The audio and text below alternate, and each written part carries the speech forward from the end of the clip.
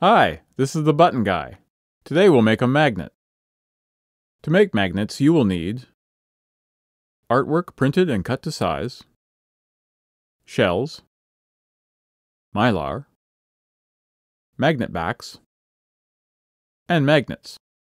Place the button maker on your work surface so that you can pull down on the handle comfortably.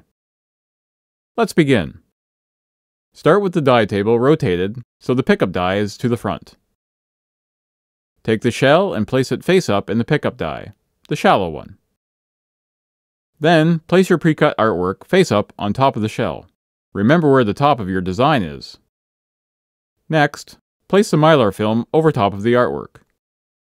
Rotate the die table 180 degrees to reveal the crimp die. Pull the handle down. Place the magnet back face down in the crimp die, so the dimple lines up to where the top of your artwork was. Rotate the die table 180 degrees. Pull the handle down. Peel the backing off the magnet. Then stick it to the back of the button. Press firmly to make sure it sticks. And there you have a completed magnet. Remember, shell, artwork, Mylar, rotate, pull, magnet back, rotate, pull, attach, complete.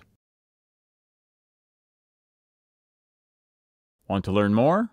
Check out my other videos or visit thebuttonguy.net.